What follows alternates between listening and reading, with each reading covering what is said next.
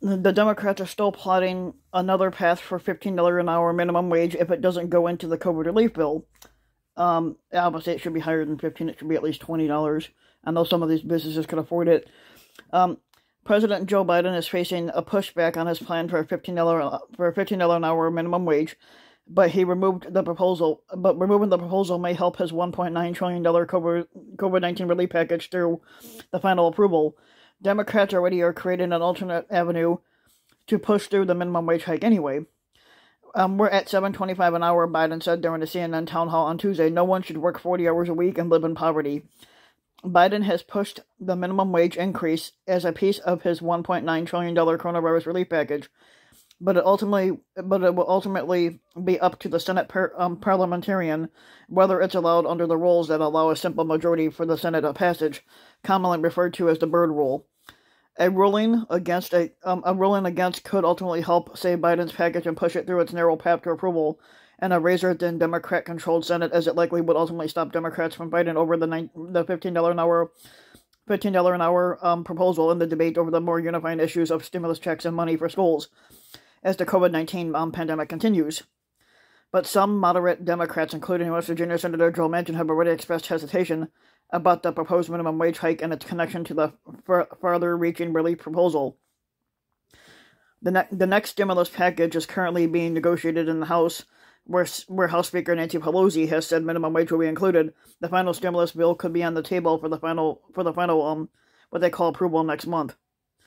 But the Democrats aren't pinning all their hopes on the stimulus package for their minimum wage hike hopes. Congress last increased the minimum wage more than 12 years ago. The bill, House Resolution 603, is currently on the table in the Democrat-controlled House.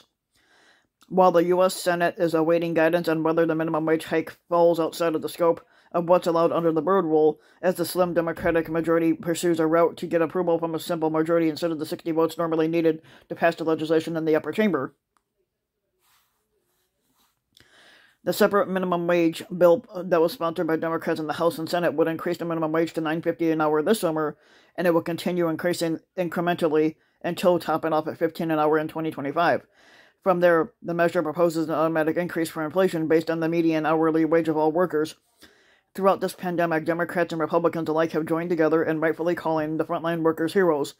But despite their tireless work and the risk of COVID exposure, too many of these workers are paid wages so low that they can't afford to pay even their most basic needs, like the Senate Health, the Education, Labor, and Pensions Committee Chair Patty Murray, a Washington Democrat, said in a statement of the proposed separate minimum wage increase legislation. Democrats are asking for $15 an hour because no one working 40 hours a week should be making $15,000 a year. If we're committed to an economy that works for everyone, we need one fair, livable wage for everyone, and that includes workers with disabilities, tipped workers, and youth workers. We won't accept carve-outs, and we won't accept leaving anyone behind. An analyst from the nonpartisan Congressional Budget Office this month found a minimum wage hike could cost about 1.4 million jobs, but also it would lift nearly 1 million people out of poverty. And the right-leaning Heritage Foundation released its own report that a minimum wage hike would damage businesses struggling in the coronavirus pandemic. But if a local government sets its minimum wage above the market wage, at least workers and business owners who lose their jobs and businesses can move to places where it's still possible for them to earn a living.